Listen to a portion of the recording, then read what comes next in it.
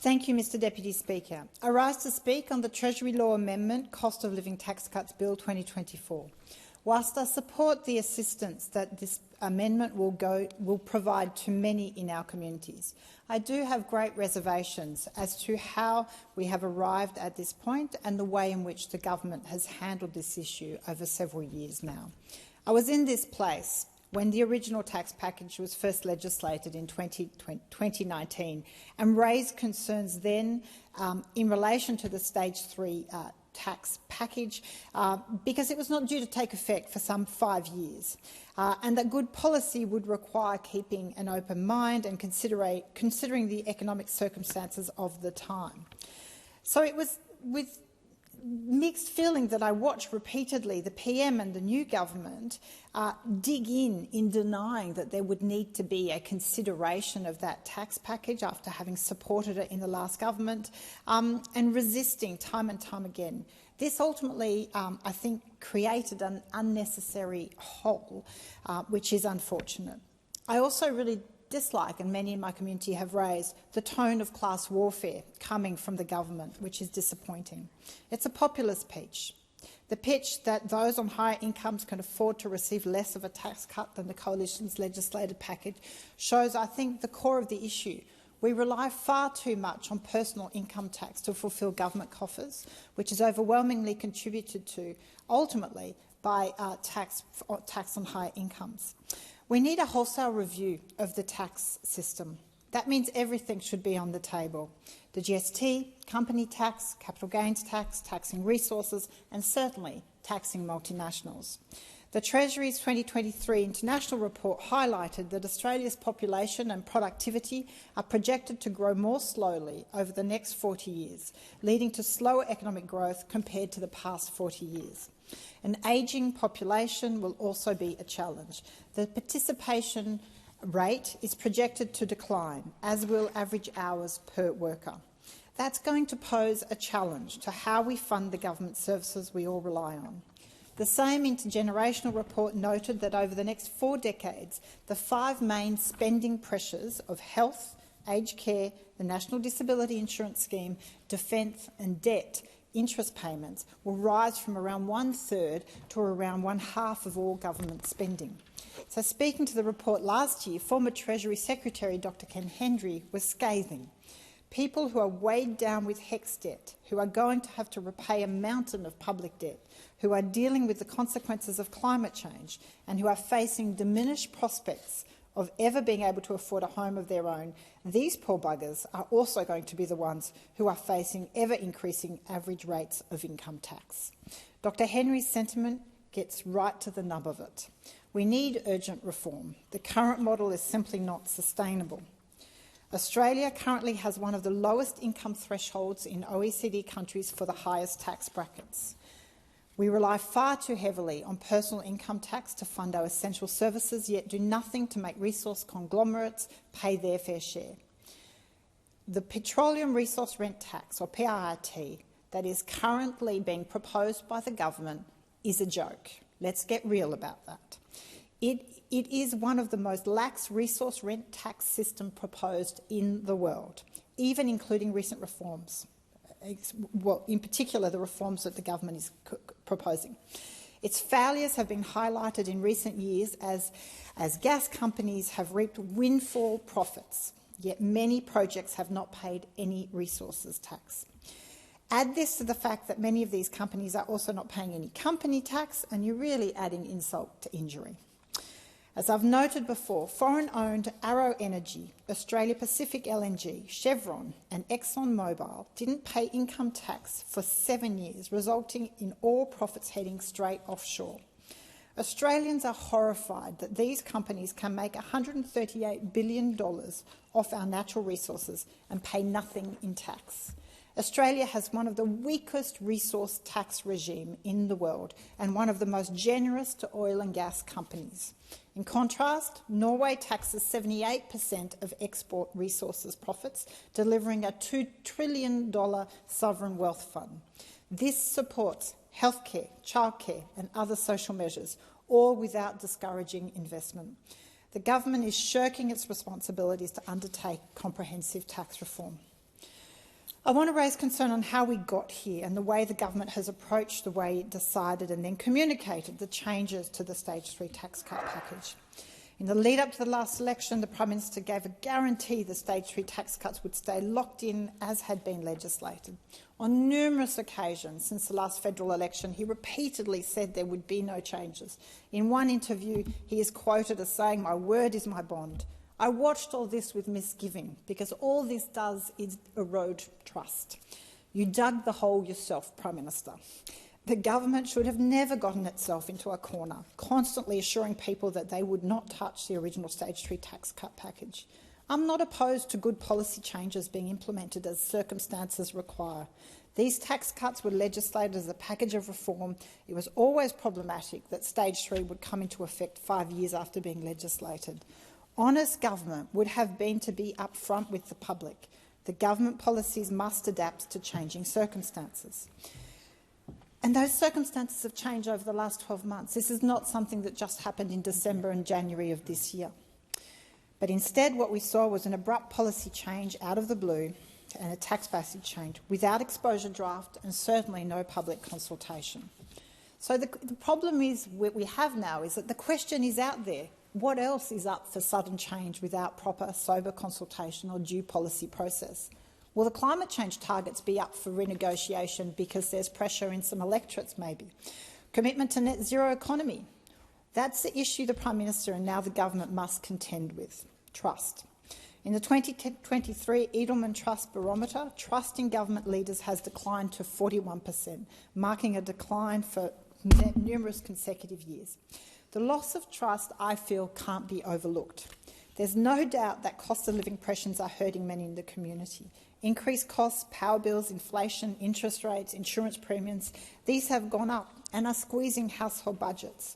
There is no doubt that economic circumstances have been tight for over 12 months. And so I absolutely do welcome that this provides support for many in our community. I want to thank all the people in Warringah who have reached out to me to let me know how they feel about the government's proposal and who have provided me with their feedback, many of whom are impacted by the change in terms of receiving less, in particular by the changes, which means receiving less of a tax cut than what they had been planning to receive. And it's heartening to see that the generosity of so many wanting to see those on lower incomes receive more benefit. In fact, over 80% of those who have corresponded with me are in favour of those tax cuts, many indicating that they were due to receive more but favour the amendments.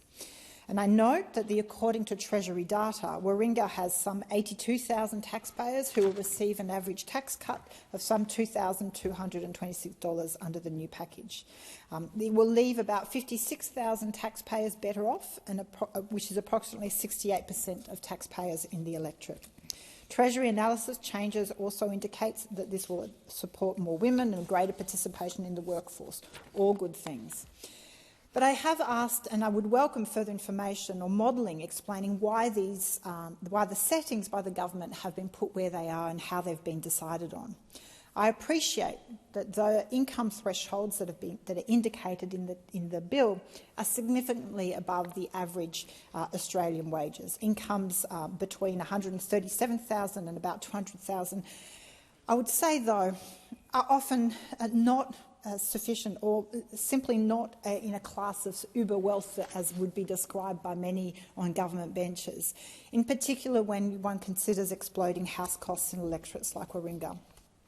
So I have asked and written to the Treasurer to request clarification of what was the modelling on why putting the 37% tax rate at the threshold of the $135,001 and the 45% tax rate threshold to the $190,001. In the Treasury advice released by the government, there's no clear reason why these thresholds have been chosen and what alternate thresholds and rates were considered, if any. Are there clear benefits or drawbacks compared to other thresholds? There are no clear answers from the government on this. There is also no provision in the government legislation to index tax brackets, to really address bracket creep, which will impact millions of Australian taxpayers in the coming decade. So I've written to the Treasurer with those questions but have not received any response. Changes to tax system should be done openly. It should be done with consultation, and I would argue it should be done with exposure drafts. So there is a broad consensus and ability to really assess the benefits and the merits of what is being proposed and where it's being proposed. Accountants, we also have to be cognizant of the timing of this. We are seeing sittings of Parliament till 10 and endless nights because of the timing. We know what was already legislated has been done for several years. Accountants, financial professionals have set up their advice and planning based on the original timeline and measures. The ATO has set up its calculators. Everything was in place for the system as legislated. And the government repeatedly assured everyone that they would not amend or repeal. So now all the systems and practices put in place to address what was legislated must be overhauled in time for 1 July 2024, assuming these amendments pass. So I would argue it is bad policy to be changing at so late in the piece without the right kind of consultation. We should be approaching a serious issue of tax reform that impacts every Australian taxpayer with due process and care. I absolutely support simplifying the personal tax brackets and incentivising Australians to work hard, earn more and keep more of their income. We need to move away from so much reliance on personal income tax revenue and make resource giants and multinationals pay their fair share. Focus needs to be also on those focusing the most right now, because whilst this is addressing many in our communities, the most needy are actually not really benefiting much. The reality is that those suffering the most are the poorest in our community, are those on job seeker, student allowance, age pensions. They won't be benefiting much from this package. So if the government is really committed to helping those who are doing it tough and not just out for vote because of the popular appeal of this policy, then they would be committed to increasing payments such as job seeker to ensure that it is above the poverty line, alongside increasing other support payments. The detail of the bill, for many, there's been a lot of discussion, and I encourage residents of Warringah to go to the website. We will be putting up the detail in relation to all the detail in relation to the stage tax cuts. The most important aspect is that essentially what was passed in 2019 has been repealed and replaces them completely with new personal tax rates, which will bring the following brackets into effect. By changing the 19% tax rate to 16% for those earning between $18,200 and $45,000. So this is welcome for young people in particular. Changing the 32.5% tax rate to 30% for those earning between $45,001 to $135,000, and then increasing the threshold above which the 37% tax rate applies from $120,001 to $135,001, increasing the threshold above which the 45% tax rate applies from $181,000 to $190,000, noting though that it was legislated to be at $200,000, so it's really an increase in tax for that bracket. That means all taxpayers essentially earning around less than $150,000 a year will receive a larger tax cut than they would have done under the original Stage 3 package, while those earning more will receive a lower tax cut. The concern, again, is there is no provision for indexation, and so with bracket creep, what we will see is more and more people getting less of that benefit. So despite my concerns, I'm absolutely in support, and I thank again all the people from Warringah who have written to me to let me know their thoughts. But I urge the government to think about trust and integrity, and to bring the Australian people along with them when they are considering major policy changes, that at the end of the day, whilst this may have gone down well, it raises the spectre of the question of what will be next. And trust in government, once lost, is lost, I think, forever. And so for me, there is that question, and I must say the Prime Minister, I think, on a number of occasions has identified his word has his bond, but that ultimately cannot be believed. And when I look at other significant policy areas, when I look at climate change, I look at energy, I look at commitments in relation to net zero, I look at a local issue like PEP 11, which have still not been implemented in terms of the Prime Minister promised that it would be dead, and yet it is not. The question of trust and integrity will forever be there. Thank you.